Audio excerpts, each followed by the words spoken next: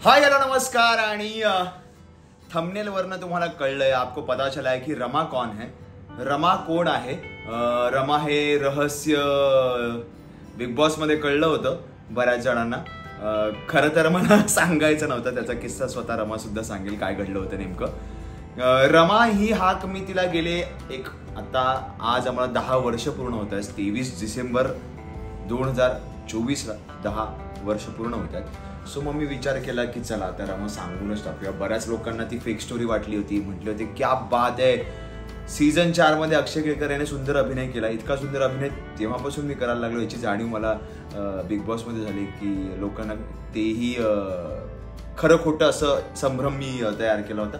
पण म्हटलं आता एकदा फायनली सांगूनच टाकूया की रमा कौन है, रमा कौन आहे। सो रमा बहुत लोगों को पता भी है, बहुत लोगों को पता भी नहीं है, तो मैंने सोचा कि खुलासा कर ही लेते हैं। तो आज मैं आपको बताने वाला हूँ, दिखाने वाला हूँ कि रमा कौन है। अशी गायब प्रतिकृती बऱ्याच जणांना वाटत होती, पण ती गायब प्रतिकृती नाही आहे, ती खरी प्रतिकृती आहे। आणि ती आता प्रतिकृती समोर वाट बघते की ती कधी येते आणि कृती कधी करते, बरोबर ना? आवाज सुद्धा येत नाही, ती ऑकवर्ड झाली। सो पहिल्यांदा पहली बार मेरी होने वाली वाइफ, माझी होणारी बायको, मेरी होने वाली पत्नी और अभी है गर्लफ्रेंड। तो मैं ये भी इसके साथ अनाउंस कर रहा हूँ कि मैं बहुत जल्दी शादी भी कर रहा हूँ। तो अशा सगळ्या गोष्टींमधनं पहिला ब्लॉग आमचा दोघांचा मिळून धडाकेबाज होणार आहे। आणि खूप पॉज वर्क करतो ना, एवढाही चांगला ऍक्टर नाहीये मी, मला माहिती। मी दाखवतो की कोण आहे रमा। सो प्लीज त्याआधी शपथ आहे तुम्हाला कि लाइक करो, शेयर करो, सब्सक्राइब करो और फिर रमा कौन है वो देखो। ये ये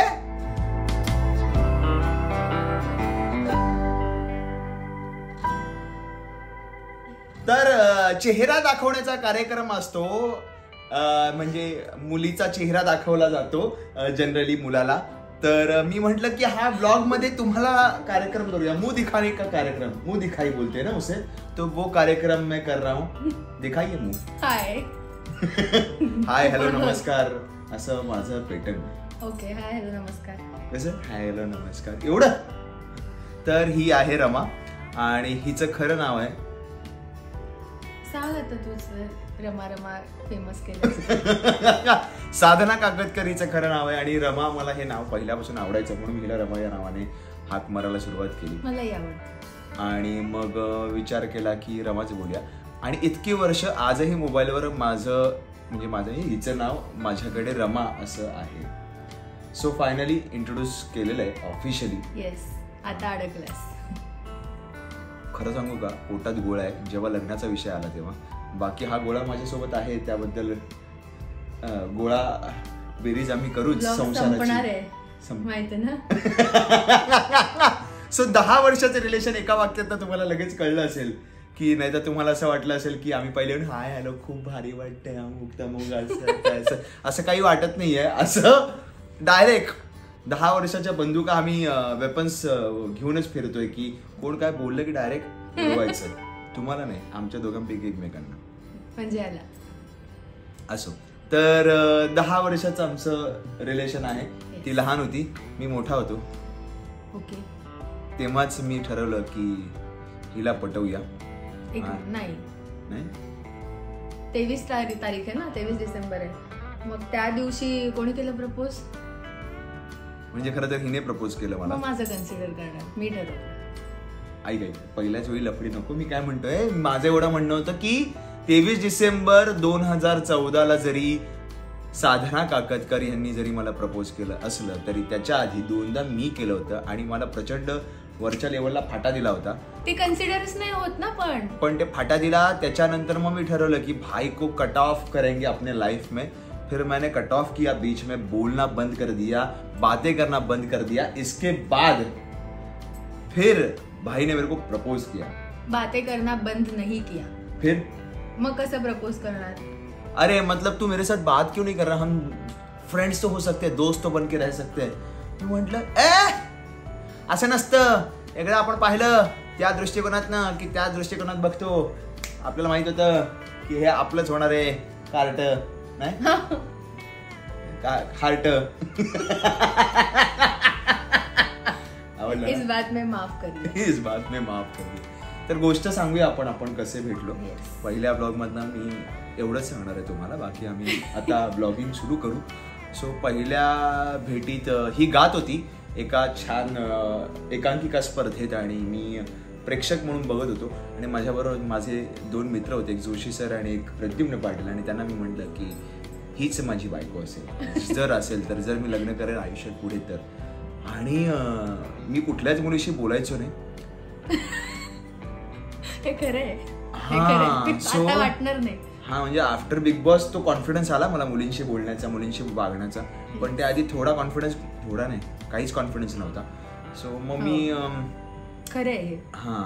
तर मी खूप प्रयत्न करून विचार केला की जेव्हा ती इंटरव्हलला बाहेर येईल किंवा ती जेव्हा एकांकिका स्पर्धा संपवेल तिची, तेव्हा मी तिच्याशी बोलायला जाईल. आणि ती दोघं हसली होती. प्रद्युम्न छान डिरेक्टर आहे, जोशी सर सुद्धा कमाल त्यांच्या फील्डमध्ये काम करतात. आणि मग मी गेलो असा छान, उसे देखते हुए मैं मंजिल को पार करते हुए और सबको साइड में हटाते हुए. आणि मी काहीच बोललो नाही, मी निघून आलो कारण माझी फाटली. कोणाला खरंच नाही वाटणार. मग मी तिला, तेव्हा फेसबुक होतं, तेव्हा मोबाईल वगैरे नंबर नव्हता. सो फेसबुकवर मेसेजेस करायचो, तू छान गातेस वगैरे, मस्तच गातेस, मला जामच आवडतं वगैरे. एकच मिनिट, कुठल्या दुसऱ्या मुलीचा मेसेज नाही आला ना. So continue. सो तू छान गातेस वगैरे. मग ती म्हणाली थँक्यू. सो जनरली मुली AMMM करतात, HMMM करतात, म्हशीसारख्या हंबरतात. सो त्या प्रकारे हंबरायला सुरुवात तिने तेव्हापासून केली. पण मला, मी थँक्यू म्हटलं होतं, केलं नव्हतं. ओके थँक्यू म्हटली, चला माफ केलं. मग मी म्हटलं की चला चाललंच आहे सो बोलून टाकूया. तर त्यावर काहीच रिॲक्शन नव्हती की मला तू आवडतेस. हो थँक्स. असं कोण करतं. एक रॅन्डम मुलीला मेसेज केलाय, जिला कधी पाहिलंच नाही, ओळखलंच नाहीये, कधी काही भेट झाली नाहीये, तिला डायरेक्ट तू सांगितलंस की मला तू आवडतेस, ती काय रिॲक्ट करणार त्याच्यावर. तेच हिने केलं असं हिचं म्हणणं आहे. मला वेगळी अपेक्षा होती. लहान होतो तेव्हा, ती मोठी होती, मला कळत नव्हतं. सो अशा प्रकारे हा ब्लॉग संपणार आहे. आणि हा ब्लॉग लवकर पण संपवायचा, नाही तर प्रेक्षक म्हणतील पहिल्याच वेळी पकवलं यार. तर मग नंतर अशाच 2दा सिच्युएशन घडल्या की मी पुन्हा एकदा प्रपोज केलं, नंबर मिळाला, नंबर शेअरिंग मध्ये होता.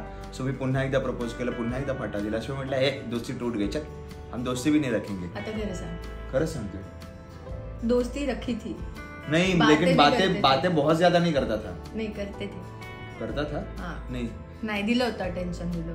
10 वर्षापूर्वीचं एवढं नाही आठवते मला. याचा गैरफायदा घेते ही आणि खोटं सांगते ही. खोटं सांगते ही. मी फाटा दिला होता, मला चांगलं आठवतंय. माझी स्मरणशक्ती जरी कमी असली तरी हे खोटं आहे. मग ती म्हणाली की विचार ना, यावेळी विचार. मग मी काय बोलते तर म्हटलं हाड, मी नाही विचारणार. नाही एवढं पण नाही, डिसेंट होतं. नाही मी नाही विचारणार, ही गोष्ट खरी. डिसेंट होती पहिली वेळ, आता हाड असं म्हणू शकतो. मग तिने विचारलं आणि मी हो म्हटलं. सो अशी गोष्ट होती. सो कन्सिडर माझंच होणार आहे. आणि बिग बॉसच्या घरात रमा हे पत्र आल्यानंतर प्रेक्षकांना सगळ्यात जास्त कळलं. सो याच्या मागचं मोटिव्ह तिचा हा होता की एक मैत्रीण म्हणून तिने पाठवलं होतं. अजिबात गर्लफ्रेंड वगैरे तिला रिव्हील करायचं नव्हतं. आणि आम्ही सगळ्या गोष्टींबद्दल डिस्कशन केलं होतं की कपडे काय असतील, कसा ठेवशील वगैरे, काय वगैरे, बिंदास खेळ, काही कर. पण आमचं हे राहिलं की भाई आपल्या रिलेशन बद्दल सांगायचं काय. हो एकदम आयत्या वेळी झाल्या सगळ्या गोष्टी आणि हे मेन डिस्कस करायचं राहूनच गेलो.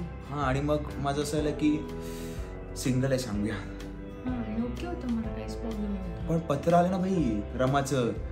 मैत्री नाही सांगायचं. अरे मला असं वाटलं की ओपन अप झालं असेल रिलेशन बाहेर. आता आम्हाला घरात काही कळत नाही, आम्हाला प्रकाश दिसत नाही, आम्हाला वेळ दिसत नाही, त्यामुळे जे येतं त्याच्या उलट आम्ही विचार करतो. सो तसा थोडासा उलट विचार आमचा होता. चांगलं केलं. सो असा उलट विचार करून तुम्हाला रमा कोण आहे ही कळली.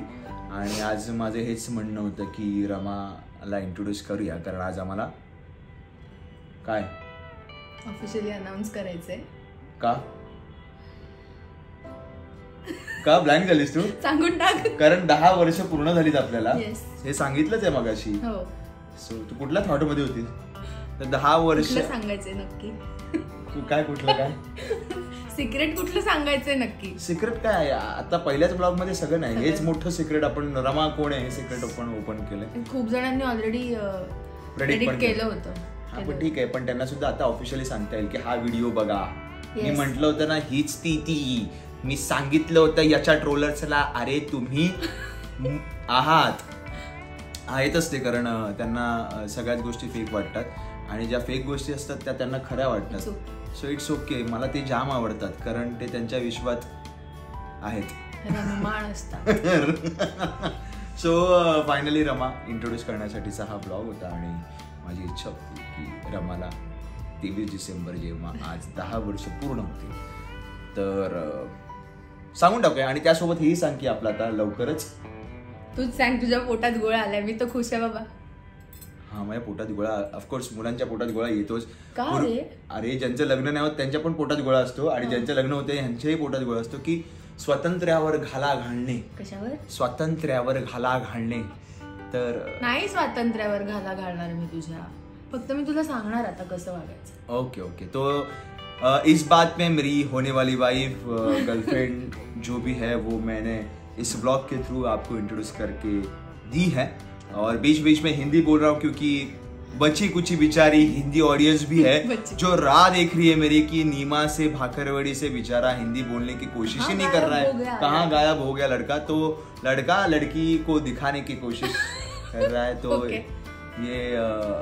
ये ब्लॉग था इसके कारण और 10 साल पूरे होने के कारण और हमारी शादी तय हो चुकी है और हम बहुत जल्दी शादी भी करने वाले हैं.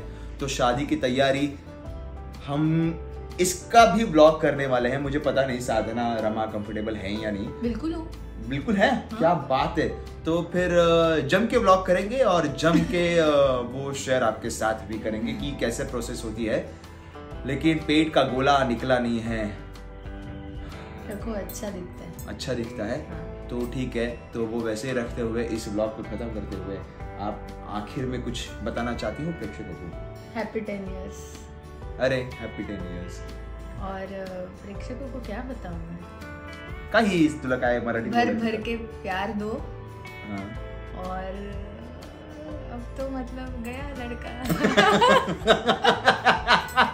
आणि आता तरी सुद्धा एवढं सगळं असून सुद्धा मी माझा पॅटर्न विसरणार नाहीये. मी सगळ्यांनाच म्हणणार आहे आय लव्ह यू. कितीही काही झालं ना तरी मी फक्त आणि फक्त तुमचाच आहे. चालेल. सो आता पहिल्यांदा तू अनाउन्स कर की लाईक करा, शेअर करा आणि सबस्क्राईब करा. प्लीज लाईक करा, प्लीज शेअर करा आणि प्लीज सबस्क्राईब करा कारण आम्ही खूप सारे ब्लॉग्स घेऊन येणार आहोत आणि त्याला पण असंच भरभरून प्रेम द्या. आणि पुढच्या ब्लॉग मध्ये कदाचित पुढच्या ब्लॉग मध्ये आम्ही आमच्या 10 वर्षाचे लहानपणापासूनचे एम्बॅरेसिंग छोटे असल्यापासून ते आतापर्यंतचे फोटो इंट्रोड्यूस करू आणि त्याच्या आठवणी सुद्धा शेअर करू. आठवणी खूप मस्त आहेत. हा फोटो एम्बॅरेसिंग. तेव्हा माझे एक्सप्रेशन म्हणजे हर्टिंग आहेत फोटो. असे होते. ही छानच दिसत होती ते बाई. सो असे आमचे फोटोज आहेत तेही इंट्रोड्यूस करू. तुर्तास धन्यवाद आणि असंच प्रेम करत राहा आता आमच्या दोघांवरही माझ्यावरही. आणि मुलींनो प्लीज चन्ना मिर्या असं वगैरे म्हणू नका कारण किती काय झालं तरी हा तुमचाच आहे. थँक्स.